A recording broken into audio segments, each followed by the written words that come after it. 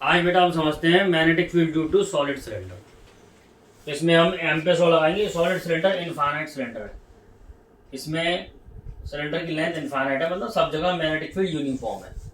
Infinite लेने का ये पर्पस होता है।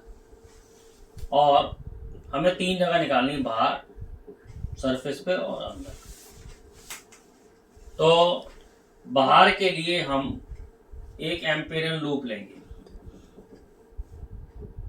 करंट ऊपर है, अगर हम इसे राइट हैंड थंब रूल से लगा के देखें तो करंट इधर है, तो मैग्नेटिक फील्ड इधर होगी और डीएल भी इधर ही होगा। तो एम्पेस लॉ पहले हम ले रहे हैं आउटसाइड। एम्पेस लॉ हम आउटसाइड में लगा रहे हैं। आउटसाइड का मतलब होता है आर ग्रेटर देन आर। ये कैपिटल आर जो है इसकी रेडियस है और स्मॉल आर जो है वो इस पॉइंट की दूरी है और इस लूप का रेडियस भी है। सबसे पहले एम्पेस लॉ लिख लो, B dot D L is equal to mu not I. B और डी एल के बीच का एंगल 0 है, तो B D L cos 0 is equal to mu not I. अब हमें बी निकालनी है, तो B integration D L is equal to mu not I. D L इस पाथ की लेंथ, टोटल लेंथ, तो पाथ की टोटल लेंथ होगी 2 pi are. b into 2 pi are is equal to mu not I. तो b की value आ गई mu not I upon 2 pi R. अब अगर हम सरफेस पे निकालें तो सरफेस पे एम्पियर लूप जो है वो सरफेस से पास करना चाहिए। तो स्मॉल आर बराबर कैपिटल हो जाएगा, स्मॉल आर बराबर कैपिटल आर हो जाएगा और b की वैल्यू वही आ जाएगी mu not I upon 2 pi r जो हॉलो में आई थी। ये दोनों केस हॉलो वाले ही हैं सेम, लेकिन अब अंदर चेंज हो जाएगी। इनसाइड इनसाइड मैग्नेटिक फील्ड पहले 0 थी, अब 0 नहीं आएगी। क्यों नहीं आएगी 0 वो समझते हैं। ये है ना सॉलिड सिलेंडर, इसमें करंट पूरे में है और हमें मैग्नेटिक फील्ड निकालनी है यहाँ पर, तो हम लूप यहाँ से लेंगे। अब हमें इसके अंदर का करंट चाहिए एम्पेस लॉ लगाने के लिए, छोटे वाले लूप का करंट चाहिए।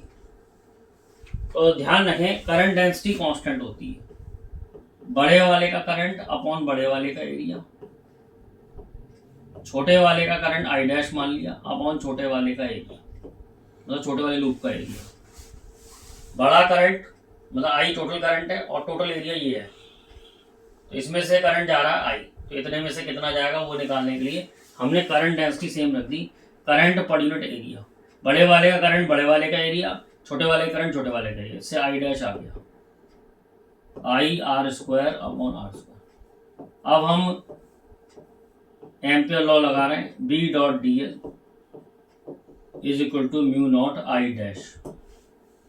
बी और डी एल के बीच का एंगल 0 है, तो B D L cos 0 is equal to mu not I dash की वैल्यू होती है I r square upon r square. अब डीएल की वैल्यू रख देते हैं, डीएल की वैल्यू है 2 pi r, b into 2 pi are is equal to mu not I r square upon r square. Solve करके आ रहा है b is equal to mu not I r upon 2 pi r square. ये अंदर magnetic field आ रही है, एक are cancel हो गया इससे, तो B आ रहा है डायरेक्टली प्रोपोर्शनल टू आर, मतलब अंदर magnetic field proportional to r होगी। आर वेरिएबल है स्मॉल आर। अगर हम इसका ग्राफ देखें तो अंदर प्रोपोर्शनल टू आर है और बाहर इनवर्स ऑफ आर है और सबसे ज्यादा होगी सरफेस पे। तो B वर्सेस आर का ग्राफ बनाया, अंदर प्रोपोर्शनल टू आर है, सरफेस पे सबसे ज़्यादा होगी और जैसे जैसे बाहर जाते जाएंगे वैसे वैसे कम होती जाएगी।